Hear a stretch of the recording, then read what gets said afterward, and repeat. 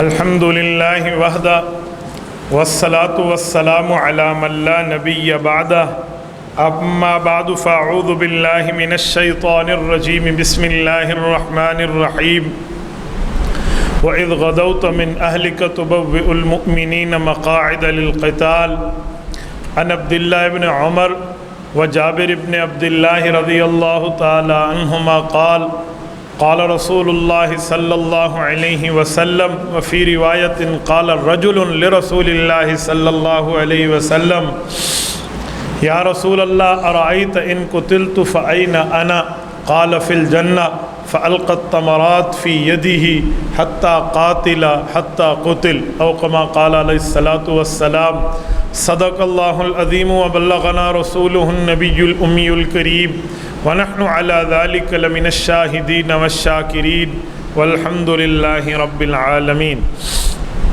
معزز دوستو، شوال المکرم سن 1442 ہجری اپنی آب و تاب سے چل رہا ہے۔ آج 4 جون 2021 بروز جمعۃ المبارک ہے۔ اسی مہینے میں حضور پاک صلی اللہ علیہ وآلہ وسلم کا غزوہ احد منعقد ہوا تھا۔ غزوہ احد کے متعلق میں چند گزارشات آپ کی خدمت میں رکھوں گا۔ میرے دوستو، غزوہ احد وہ غزوہ نہیں ہے کہ جس کو بندہ پلانٹڈ غزوہ کہے کہ باقاعدہ جنگ کی تیاری کے ساتھ پہلے سے معلومات ہونے پر یہ جہاد کیا گیا ہے، بلکہ یہ ایک اچانک کی پیش قدمی اور اچانک کا غزوہ ہے۔ ہوا یہ تھا کہ بدر میں کفار کو مار پڑی اور اچھی بھلی مار پڑی، اور یہ وہاں سے اپنے 24 کفار سرداروں کی لاشیں اٹھا کر گئے ہیں۔ مکہ مکرمہ میں جب گئے تو 1 سال تک یہ ایک دوسرے کو ملامتیں کرتے رہے، تیری وجہ سے شکست ہوئی، تیری وجہ سے شکست ہوئی، تو نے کم ہمتی دکھائی، تو نے یوں کیا، فلاں ایسے کر لیتے تو ہو جاتا، یوں کر لیتے تو ہو جاتا۔ یہ ملامتی سال ان کا گزرا، اور یہ بار بار کوشش کرتے رہے کہ ایک بڑی زبردست مہم جوئی کریں مسلمانوں کے خلاف اور فیصلہ کن جنگ کریں۔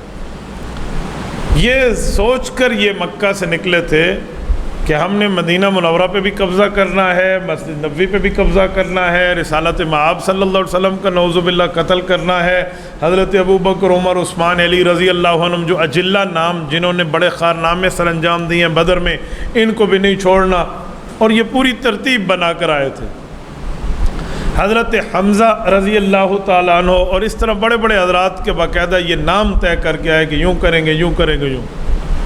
تو یہ جب وہیں سے چلے ہیں، یہ عید الفطر کا 4تھا دن تھا کہ اللہ کے رسول کو اطلاع ہوئی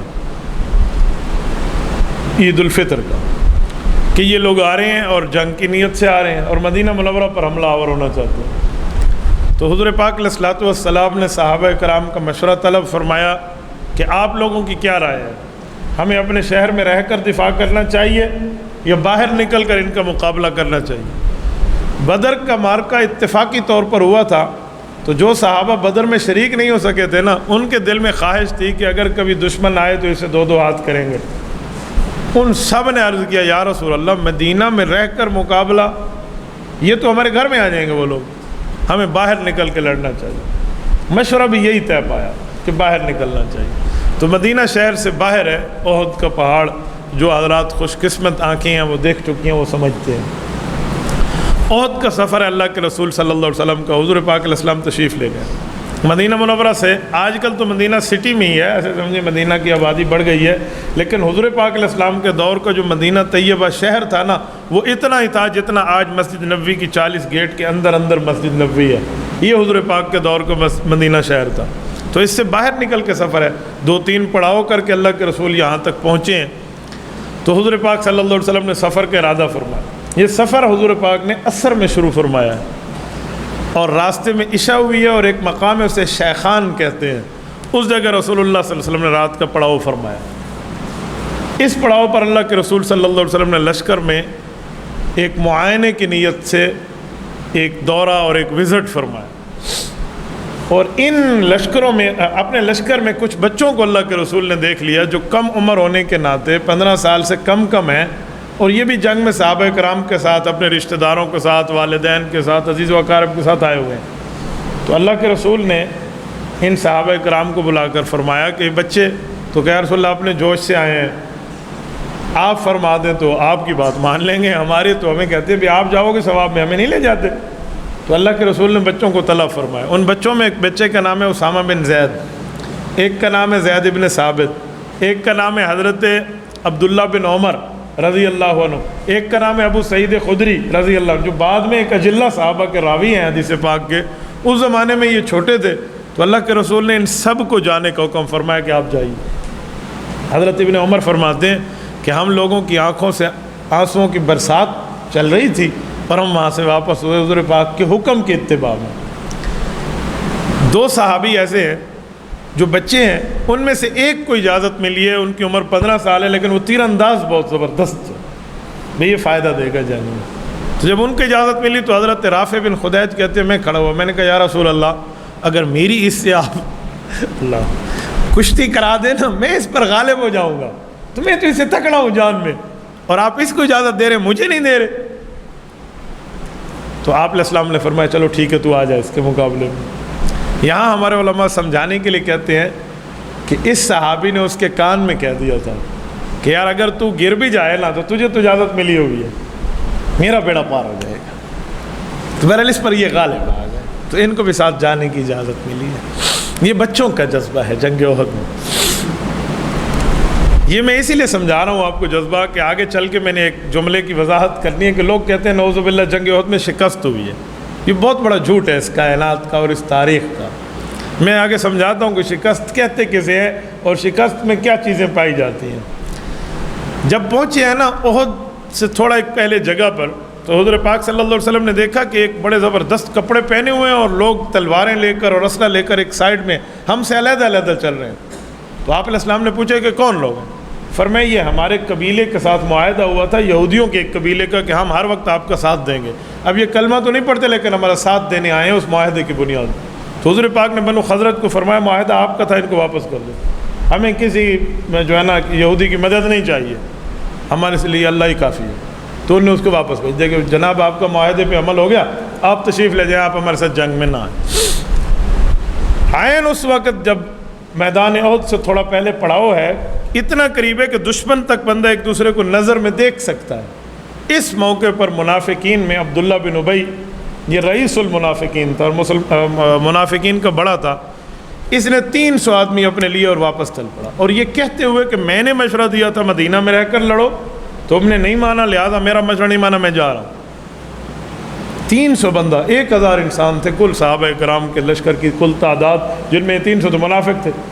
جب 300 آدمی اٹھ کے اپنے سواریاں لے اور عین جنگ کے موقع سے واپس ہوئے، تو آپ بتائیں کہ جو نیا ایمان لانے والا ہے وہ پریشان تو یہ ہو ہی جائے گا نا کہ یار کیا معاملہ۔ تو اس پر صحابہ کرام کے لشکر میں 2 چھوٹے چھوٹے قبیلے، بنو سلمہ اور بنو حارثہ، ان کے دل میں آیا کہ یہ جا رہے ہیں تو اتنے بندے جا رہے ہیں، اتنے بندے، تو ان کے دل میں آ گیا کیا ہوگا۔ تو قرآن کریم نے فرمایا کہ جب ان کے دل اس طرح ہوئے نا کہ اب کیا ہوگا، تو واللہ ولیہما، اللہ پاک نے ان کے دل کی مدد کی۔ قریب تھا کہ یہ ڈگمگا جاتے، لیکن اللہ نے ان کے دل کو مضبوط رکھا، فرمایا تم جاؤ، ہم 700 ہی ٹھیک ہیں۔ ادھر 700 آدمی ہیں، 2 بندوں کے پاس گھوڑے ہیں، اور ادھر 3000 آدمی ہیں، 400 شہ سوار ہیں ان کے، اور وہ اپنے ساتھ اونٹوں کا ایک لشکر اس لیے لائے ہیں کہ روزانہ 1 اونٹ ذبح کر کے ہمارے بندے کھائیں گے۔ وہ اتنے شباب اور کباب کے نشے میں آئے ہیں، اور کفار عددی لحاظ سے بھی تیز ہیں، سامان کے لحاظ سے بھی زائد ہیں، قوت کے لحاظ سے بظاہر بڑے ہوئے ہیں، اور مسلمان صرف توکل علی اللہ پر گئے تھے۔ اور کافر ایسے چال باز تھے، مکہ کے مشرک اپنے ساتھ لڑکیاں لائے۔ آپ دیکھیں نا، یہ آج کل موجودہ دور میں مجھے بڑی کوفت ہوتی ہے، جو ہمارے نوجوان کہتے ہیں نا ہم صرف میچ دیکھتے ہیں ٹی وی میں، ہم تو اور کچھ نہیں دیکھتے۔ یہ چھکا چوکا لگنے پہ مجھے کسی نے بتایا کہ وہاں پر ڈانس ہوتے ہیں اور لڑکیوں کو ٹھہرایا جاتا ہے 1-2 منٹ کے لیے، وہ اس طرح بندہ متوجہ ہو جاتا ہے، تو میچ نہیں ہے، یہ وہ کفار والی چال ہے جو جنگ احد میں کافروں نے یہ استعمال کی تھی۔ یہ جو کافر لڑنے کے لیے صحابہ کرام کے سامنے آتے اور وہ ان کی تلواروں کی تلوار زنی دیکھ کے ڈر کے بھاگتے نا، تو یہ کافر اپنے ساتھ لڑکیوں کا ایک گروہ لائے تھے جو ناچ ناچ کے ان کے کہتی کہ ان تقبلوا نعانک ونفرش النمارک او تفرقوا نفارق نفارا غیر وامق، کہ یاد رکھو آگے بڑھ گئے تو میں گلے سے لگاؤں گی تمہیں اور تمہیں اپنے ساتھ بستر میں سلاؤں گی، اور تو پیچھے ہٹ گیا تو میں تمہیں دیکھوں گی بھی نہیں اور ہمیشہ کے لیے تجھ سے روٹ جاؤں گی۔ لے یہ کام آج ہمارے میچوں میں متعارف کرایا جا رہا ہے، اور ایک چھکے چوکے لگنے پہ وہی کام ہو رہا ہے، اور ہمارے سمجھ رہے ہیں کہ انٹرٹینمنٹ ہے، اور ہمارے حضرات سمجھ رہے ہیں انجوائے ہو رہا ہے۔ بھائی یہ احد میں کفار کی طرف سے یہ حربہ استعمال کیا گیا تھا۔ ابھی بھی بندہ سمجھتا ہے کہ جو میڈیا وار ہے نا یہ مسلمانوں کے حق میں ہے، تو خالی میچ دیکھنے کی بات نہیں ہوتی، وہ جو اس میں بے حیائی دکھائی جا رہی ہے۔ بظاہر تو آپ نے دیکھا 2 منٹ کے لیے وہ لڑکی ناچی اور 2 منٹ کے لیے لفظ ہوا ہے چھکے پر اس نے خوشی کا اظہار کیا ہے، لیکن غیر شعوری طرز پہ آپ دیکھ تو میچ رہے ہیں، لیکن آپ کے اور آپ کے گھر والوں کا مائنڈ سیٹ کیا جا رہا ہے صحیح طور پہ کہ دیکھو یہ چھکے چوکے جو ہے نا یہ کسی قسم کا کوئی اس کے اوپر یہ ڈانس کرنا کوئی برا نہیں ہوتا، دیکھو خوشی کا اظہار ہے۔ اور یہ چال انہوں نے اپنی نہیں متعارف کرائی، انہوں نے مشرکین مکہ سے لی تھی، اور انہوں نے احد میں یہی کام کر کے نعرے لگوائے تھے۔ تو ان کی چالیں دیکھیں کفار کی، وہ اس طرح ساری چالوں اور سازشوں کے ساتھ میدان میں اترے۔ مقابلے کے لیے جب سامنے آئے نا تو حضور پاک صلی اللہ علیہ وسلم نے ایک تقریر فرمائی، اور اس تقریر نے صحابہ کرام کے اندر دلیری کی روح پھونک دی۔ اللہ کے رسول نے نیام سے تلوار نکالی اور نیام ایک طرف رکھ دی، یعنی وہ جو کور ہوتا ہے تلوار کا، اور تلوار کو واضح کر کے فرمایا کون ہے جو اس تلوار کا حق ادا کرے گا۔ یہ لفظ جب رسول اللہ فرما رہے تھے نا کہ کون ہے جو اس تلوار کا حق ادا کرے گا، تو اس سے خود سمجھ جائیں کہ صحابہ کرام میں جوش ایمانی کتنا ابھر گیا ہوگا۔ تو بڑے بڑے صحابہ آگے لپکے، لیکن یہ تلوار حضرت ابو دجانہ رضی اللہ عنہ کو ملی تھی، سیدنا ابو دجانہ رضی اللہ عنہ۔ ادھر حضرت عبداللہ بن زبیر رضی اللہ عنہ کے والد حضرت زبیر ابن العوام حضور پاک کے پھوپھی کے بیٹے ہیں، ان کا بھی ایک بہت بڑا کارنامہ ہے، جنگ میں پہلی بار انہوں نے آ کر کافر کے بندے کو قتل کیا تھا احد میں۔ یہ فرماتے ہیں میرے دل میں ایک موقع پر بات آئی کہ یار میں حضور کی پھوپھی کا بیٹا بھی ہوں، اچھا لڑ بھی سکتا ہوں، تیر انداز بھی ہوں، میری رشتہ داری بھی ہے، اور جب میں نے پہلے تلوار مانگی مجھے تو نہیں دی، اللہ کے رسول نے ابو دجانہ کو دیا، تو اس میں بھی کوئی خاص وجہ ہوگی۔ واقعی اس تلوار میں حضرت ابو دجانہ نے وہ کارنامے سر انجام دیے تھے جسے کہتے ہیں کہ دشمن کے منہ کو ٹیڑھا کر دینا، لیکن اس تلوار سے انہوں نے کبھی کسی عورت اور کسی بچے پر نہیں اٹھایا کہ یہ رسول اللہ کی دی ہوئی تلوار، اس کا حق ہے کہ اس پر اٹھائی جائے گی جو اسلام کے مقابلے میں آئے گا، عورت اور بچے پر ہم اٹھانے والے نہیں ہیں۔ بہرحال اس کے واقعات اور بھی ہیں، جب رسول اللہ صلی اللہ علیہ وسلم کا تحفظ ان نے کیا تو ایسے انداز سے کیا کہ تیر کھائے تھے اور پتہ نہیں ایک تفصیل ہے۔ پھر حضرت زبیر فرماتے ہیں کہ جب میں نے یہ سارے کارنامے دیکھے تو مجھے سمجھ آ گیا کہ اللہ کے رسول نے تلوار ان کو کیوں دی تھی، یہ اس کے حقدار ہی تھے۔ جنگ شروع ہوئی تو طلحہ بن ابی طلحہ الابدری، یہ کافروں کا ایک وہ تھا جس کو عام طور پہ جنگ میں کہتے تھے کبشۃ الکتیبہ، کہ یہ جنگ کے لشکر کا ایک مینڈھا ہے۔ ایک وہ ساتھ ہے نا بھی یہ تو ڈان دے ہوئے، یعنی اتنا بڑا ہے، تو وہ کفار اس کو عربی میں کہتے تھے کبشۃ الکتیبہ، یہ ہمارا سب سے بڑا سانڈ ہے بھائی۔ تو یہ آیا، یہ سینکڑوں بندوں کے مقابلے میں اکیلا نکلتا تھا اور لوگ ڈر جاتے تھے، تو حضرت زبیر رضی اللہ تعالیٰ عنہ گئے تھے اور پہلے بار میں اس کا کام تمام کر کے آئے تھے۔ پھر اس کے بعد دوبارہ جنگ ہوئی ہے۔ جب یہ جنگ ہوئی ہے نا، صحابہ کرام رضی اللہ عنہ اجمعین نے اس بہادری سے جنگ لڑی ہے، اس بہادری اور جوان مردی سے کہ کفار اپنا ساز و سامان چھوڑ کر بھاگ گئے تھے۔ 27 کافر اس میں قتل ہوئے، سارے بھاگ گئے، اور کوئی مسلمانوں کا بندہ ایسا نہیں تھا جو میدان کو خالی چھوڑ کے ٹھہرا۔ جب یہ بھاگ گئے نا تو فتح تو مل گئی، کون کہتے ہیں شکست ہے؟ ایک چھوٹی سی بات ساتھ میں ایڈ کرتا ہوں جس میں مسلمانوں کا بھاری بھر کافی نقصان ہوتا ہے اور لوگ اس کو شکست سے تعبیر کرتے ہیں۔ وہ کیا ہے؟ رسول اکرم صلی اللہ علیہ وسلم نے 650 آدمیوں کو تو جنگ میں رکھا ہوا ہے، 700 میں 50 بندوں کو جبل رمات پر ٹھہرا دیا تھا، جو ایک پہاڑی ہے کہ آپ اس پر ٹھہرو، ہم جو بھی رہیں نا جہاں بھی رہیں آپ یہاں ٹھہرو۔ تو صحابہ کرام کے اوپر عبداللہ بن جبیر رضی اللہ عنہ کو بڑا بنا اور 50 بندوں کو وہاں ٹھہرا دیا، تو یہ لوگ ٹھہر گئے۔ جب کافر بھاگ گئے، ایسے بھاگے کہ ان کی گانے والی لڑکیاں جو تھیں، صحابہ کرام فرماتے ہیں کہ انہوں نے اپنی شلواروں کو یوں اونچا کیا اور یوں دوڑ کے گئی جیسے کوئی دوڑ کے جاتا ہے بھوکھا آدمی، یعنی یوں بھاگتے ہوئے گئی تھی جو ابھی ان کو جوش دلا رہی تھی۔ تو کچھ مسلمانوں کے زخمی بھی تھے اور کچھ پانی مانگ رہے ہیں، کچھ مرہم پٹی کی ضرورت ہے، اور کافر مال چھوڑ کے گیا ہے، تو اس زمانے میں مال اکٹھا کر کے اسلام پہ لگانا یہ ایک بہت بڑی بات اور بہت بڑی ثواب اور عبادت کا نام شمار ہوتا تھا، اور مال غنیمت کو تو احل الحلال کہا گیا۔ تو وہ جب بھاگے نا تو یہ 50 بندے جو ٹھہرے تھے انہوں نے اپنے امیر کو کہا کہ جنگ تو ختم ہو گئی، اب ہم جائیں اور اپنی زخمیوں کی مدد کریں اور اپنے دوستوں کا تعاون کریں اور یہ مال سمیٹ کر حضور پاک کے قدموں میں جا کر رکھیں، مال غنیمت ہے، یہ کفار سے کھینچا ہوا مال ہے۔ تو امیر صاحب نے کہا کہ آپ نہ جاؤ، اللہ کے رسول صلی اللہ علیہ وسلم منع فرمایا تھا کہ ہم جہاں بھی ہیں جیسے بھی تم یہاں رکو اور تم نے اس جگہ کی حفاظت کرنی ہے۔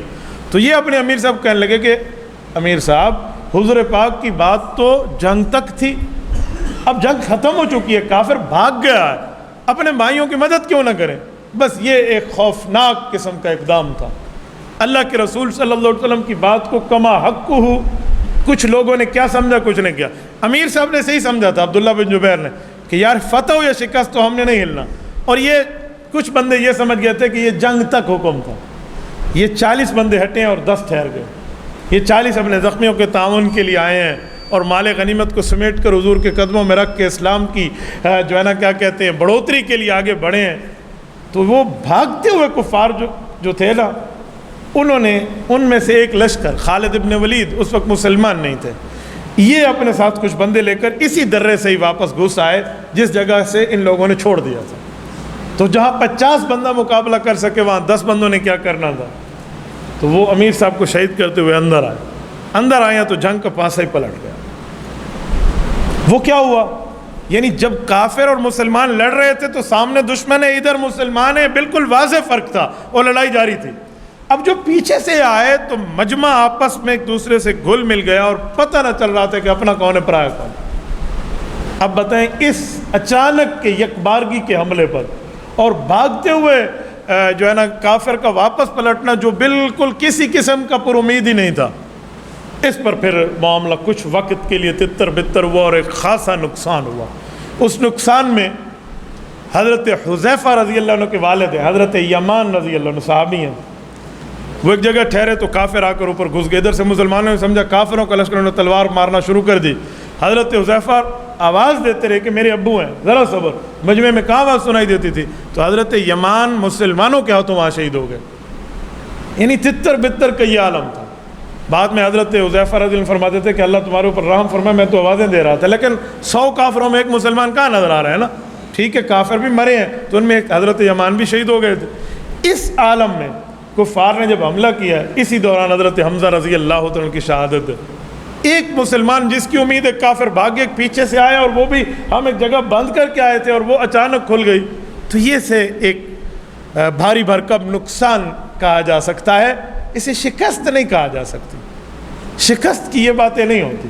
تو کافر مار کے بھاگ گیا، اس نے جنگ چھوڑ دی تھی، اس نے تو سوچا تھا کہ میں مدینہ پر حملہ کروں گا اور اپنا سامان چھوڑ کے بھاگ گیا، یہ کیسی اس کی فتح ہے؟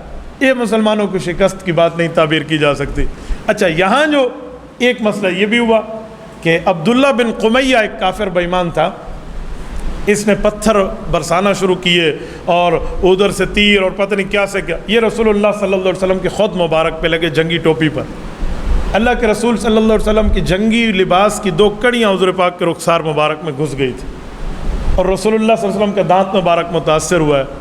اس دوران ابن قمیہ نے سمجھا کہ میں نے اللہ کے رسول کو نعوذ باللہ مار دیا، تو اس نے شور شرابہ کر کے کہہ دیا ان محمدن قد قتل، یہ اس نے کہا نا کہ حضور پاک علیہ السلام کو میں نے مار دیا ہے۔ تو جب یہ مجمع میں بات آئی، ادھر سے پہلے مسئلہ تتر بتر ہے اور جو مسلمان جمع مردی سے لڑ رہے تھے اکثر کے حوصلے ٹوٹ گئے کہ یار جس نبی کے کلمہ پڑھ کے جس کی زیارت کے سبب ہم یہاں آئے ہیں وہ نہ رہے تو اب کیا رہا ہمارا۔ کوئی کہیں ٹیک لگا کر بیٹھ گیا ہے، کوئی لڑنا شروع ہو گیا کہ اب تو مجھے بھی حضور پاک کے پاس جانا اور موت قبول ہے۔ یہ عالم ہے، اس عالم میں نہیں معلوم کہ کیا ہو رہا ہے اور کیا نہیں ہو رہا۔ جب اپنا پرایا ہی معلوم نہیں تھا، لیکن جو پیچھے ہٹ گئے، جو ادھر ادھر ہو گئے کہ یار اب کیا بنا، کسی کو کوئی خبر ہی نہیں ہے، تو اس موقع پر پھر صحابہ کرام رسول اللہ کی طرف پلٹے ہیں، جو کچھ صحابہ کرام حضور کے ساتھ ہیں، اور پھر آپ علیہ السلام نے سب کچھ جمع کیا ہے اور پھر جمع کر کے ان کا مقابلہ کیا۔ اس دوران مسلمانوں کی کافی تعداد، جن کی تعداد 70 کے لگ بھگ شہداء ہوئے ہیں، کچھ پہلے اور یہ کچھ بعد میں۔ اس کے بعد جب مسلمانوں نے حملہ کیا یکبارگی سے، پھر کافر بھاگا ہے اور بھاگ کے گئے ہیں وہ لوگ اور فوراً اپنی سب کچھ چھوڑ کے گئے ہیں۔ اگر کافروں کی یہ فتح ہوتی تو فاتح تو 3 دن جنگ میں قیام کرتا ہے جنگ کے ختم کے بعد، جیسے حضور پاک نے بدر میں فتح ہوئی تو 3 دن وہاں رہائش کی، تو ان میں سے تو کسی نے 3 گھنٹے بھی وہاں بیٹھنا برداشت نہیں کیا. تو کافر کی فتح کیسی ہے؟ مشرک مکہ اپنی فتح کو خود نہیں مان رہا اور ہمارے سادے لوگ کہتے ہیں جی بظاہر تو کافر کو فتح ہو گئی تھی. بھاری بھرکم نقصان ہو جانے کا یہ مطلب تھوڑی ہے کافر کو فتح ہو گئی. وَيَقْتُلُونَ النَّبِيِّينَ بِغَيْرِ الْحَقِّ، قرآن کریم میں ہے کہ بنی اسرائیل کے کچھ شر پسندوں نے وقت کے انبیاء کو شہید کر دیا، تو نبی کی شہادت سے کافر فتح یاب ہو گیا تھا. بھائی اسے فتح کہتے ہیں. تو اس میں جنگ احد میں آپ اس کو کافر کی فتح سے تعبیر نہیں کر سکتے. ہاں مسلمانوں کو ایک احساس دلایا کہ رسول اللہ صلی اللہ علیہ وسلم فرمان سمجھنے میں آپ لوگوں نے غلطی کی ہے، آپ سے یہ خطا ہوئی ہے، اس کی بنیاد پر ایک بھاری بھرکم نقصان ضرور ہوا ہے. تو اس نقصان کو بندہ کبھی فتح کے شکست کے ساتھ فتح کو شکست میں نہیں بدل سکتا. اور رسول اقدس صلی اللہ علیہ وسلم نے پھر صحابہ کرام کو جمع فرمایا ہے. 2 کڑیاں اللہ کے رسول کی یہاں رخسار مبارک میں لگی ہوئی ہیں.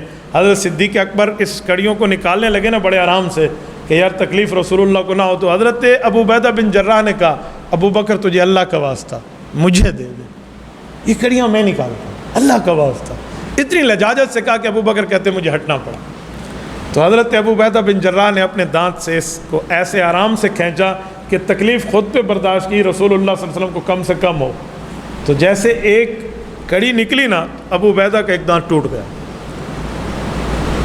دوسری کڑی نکالنی تھی تو حضرت ابو بکر کہتے ہیں میں پھر آ گیا. تو مجھے انہوں نے کہا میں پھر اللہ کا واسطہ دیتا ہوں، یہ خدمت مجھے دے دے. تو حضرت ابو عبیدہ نے دوسری کڑی نکالی تو دوسرا دانت ٹوٹ گیا. اس جگہ کو رسول اقدس صلی اللہ علیہ وسلم کے تکلیف کے بعد صحابہ کرام میں سے حضرت طلحہ نے رسول اللہ کی ایسی حفاظت کی تھی کہ چاروں طرف سے گھوم کے ان کے دائیں ہاتھ کی یہ چاروں انگلیاں شل ہو گئیں، یعنی ٹیڑھی ہو گئیں اور یہ کسی کام کی زندگی میں نہ رہی. اللہ کے رسول صلی اللہ علیہ وسلم کے پاس جب باقی صحابہ پلٹ کے آئے نا کہ جب پتہ چلا کہ شہادت والی بات جھوٹی تھی کہ وہ نے کہا ہم نے شہید کر دیا، تو حضور پاک علیہ السلام نے فرمایا اپنے بھائی کی خبر گیری کرو، اس نے آج میری حفاظت کر کے جنت خود پہ واجب کر لی. تو یہاں حضرت طلحہ حضور پاک علیہ السلام کو اٹھا کر احد کی ایک جگہ میں لائے ہیں. جنگ احد میں جو جبل احد ہے نا، آج کل وہ جگہ وہاں کے محکمے والوں نے بند کر دی ہے. پچھلے تقریباً کوئی 15 سال پہلے کی بات ہے، وہاں پر یہ جگہ کھلی تھی جہاں اللہ کے رسول نے ایک چٹان میں اپنے رخسار کو رکھا تھا، سہارا لیا تھا، اور فرماتے کہ اس چٹان نے موم بن کے رسول اکرم صلی اللہ علیہ وسلم کے چہرے مبارک کو سہارا دیا. جو پرانے حضرات جانے والے ہیں نا وہ جانتے ہیں. میں نے بھی اس جگہ کی زیارت کی اندر جا کر، یہ غالباً 10 سال 9 سال پرانی بات ہے، آج کل اس کو جوہد میں بند کیا گیا. ادھر حضرت فاطمۃ الزہرا رضی اللہ عنہ نے چٹائی کو جلایا تھا، یہ جو تنکوں کی ہوتی ہے جیسے کو آزادی ہیں تڈی، اس کو جلایا. یہ پرانے زمانے کا ایک علاج تھا اور اس کی راکھ کو یہاں لگایا تھا، اس سے پھر خون رک جاتا تھا. یہ اس زمانے کا ایک علاج تھا.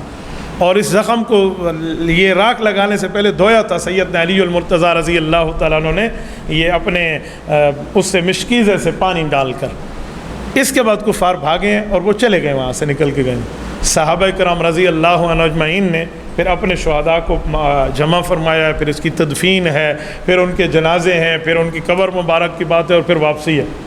تو یہ بھاری بھرکم نقصان ضرور ہے، ایک خوفناک خطا کی بات کی بنیاد پر ہے، لیکن اسے شکست نہیں کہا جا سکتا. مسلمان یہ ذات نبوت اور اصحاب نبوت کی توہین ہے. فتح ہوتی تو وہ ٹھہر جاتے نا، وہ تو نہیں. ان کے تو جو انہیں چیف کرنے تھے مدینہ پر قبضہ کرنا، مسلمانوں کے کیمپ پر قبضہ کرنا، مسجد نبوی کو حرمت کو پامال کرنا، اور رسول اللہ اور خلفاء راشدین کا نعوذ باللہ قتل عام کرنا، ان میں سے تو کچھ بھی نہ ہو سکا نا ان کا. وہ تو اپنے جو ٹارگٹ اچیو کرنے تھے ایک بھی نہ ہو سکا اس میں. تو ہم کافروں کو فتح کا میڈل کس بنیاد پہ دیں؟ ایسی کوئی بات نہیں. رسول اکرم صلی اللہ علیہ وسلم جب زخمی ہوئے تو رسول اللہ صلی اللہ علیہ وسلم نے وہاں ایک لفظ فرمایا کیسے یہ قوم کامیاب ہو سکتی ہے؟ لن یفلح قوم شجوا نبیہم، جو اپنے نبی کو زخمی کرنے پہ تل جائے. اللہ رب العزت نے اوپر سے وحی اتاری، فرمایا پیغمبر رب جسے چاہے گا ہدایت عطا فرمائے. تو رسول اللہ صلی اللہ علیہ وسلم نے اس بات کے بعد فوراً فرمایا اللہم اہد قومی فانہم لا یعلمون. تو میرے مولا میں آپ کے فیصلے پہ راضی ہوں، انہیں ہدایت دے دے، سمجھنے والے نہیں ہیں. پھر اس جنگ کے سردار سے لے کر چھوٹے چھوٹے تک نے ایک وقت آیا کہ سب نے کلمہ پڑھا اور سب رسول اللہ پر جانثار بنے، سب مسلمان بنے. تو یعنی اس وقت جو اللہ کے رسول کی زبان مبارک سے ایک لفظ نکل رہا تھا تو ان کی تباہی بربادی ہو جاتی. تو اللہ نے جو وحی اتار کے فرمایا نا کہ اللہ کا فیصلہ اللہ جسے ہدایت دے، تو حضور پاک علیہ السلام بات سمجھ گئے. اور فوراً اس کی تہ تک پہنچ کے فرمایا اللہ انہیں ہدایت دے دے، انہیں سمجھ نہیں ہے، جاننے والے نہیں ہیں۔ تو یہ جنگ احد ہے، اور اس جنگ احد میں حضرت مصعب ابن عمیر اور حضرت امیر حمزہ رضی اللہ عنہما، یہ دونوں کو ایک قبر مبارک میں رکھا گیا ہے، ان کی اجتماعی قبر ہے، اکٹھا رکھ کے علیحدہ علیحدہ جو اوپر کفن رکھا گیا۔ تو حضرت مصعب ابن عمیر رضی اللہ عنہ وہ صحابی ہیں جو مکہ مکرمہ سے ہجرت کر کے مدینہ، حضور پاک کی ہجرت سے پہلے حضور کے حکم پہ آئے تھے کہ مدینہ میں نے آنا ہے، تو 1 سال پہلے آپ جا رہے ہیں تاکہ ان لوگوں کو کلمہ، نماز اور قرآن اور وہ باتیں سکھا دیں۔ تو مصعب ابن عمیر مدینہ کے پہلے مسلمان مبلغ ہیں، ادھر کے رہنے والے مکہ مکرمہ کے تھے۔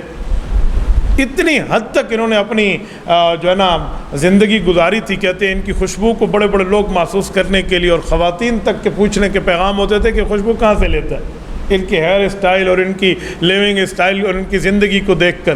لیکن اس شخص نے سب کچھ اسلام پہ لگایا، اور شہادت کے وقت کفن کا ٹکڑا یوں میسر آیا تھا کہ سر ڈھانکتے تھے تو پاؤں کھل جاتے تھے، اور پاؤں ڈھانکتے تھے تو سر کھل جاتا تھا۔ آپ علیہ السلام نے فرمایا کہ سر کو ڈھانک دو اور ان کے پاؤں پر اذخر گھاس ڈال دو۔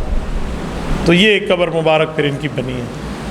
یہ حضرت حمزہ رضی اللہ عنہ کے ساتھ یہ 70 شہداء احد کی قبریں وہاں موجود ہیں، اور حضرت حمزہ رضی اللہ عنہ کو سید الشہداء کا یہاں لقب ہے۔ تفصیلات اس کی کچھ اور بھی ہیں، لیکن میں نے چند موٹی موٹی جھلکیاں آپ کی خدمت میں رکھی ہیں۔ اللہ تعالیٰ آپ کو اور ہمیں صراط مستقیم عطا فرمائے، اور ان جانثاران پیغمبر کو ہماری طرف سے اللہ جزائے خیر عطا فرمائے، ان کی قبروں پر اللہ کروڑوں اربوں رحمتیں نازل فرمائے۔ اقول قولی ھذا واستغفر اللہ وآخر دعوانا ان الحمد للہ رب العالمین۔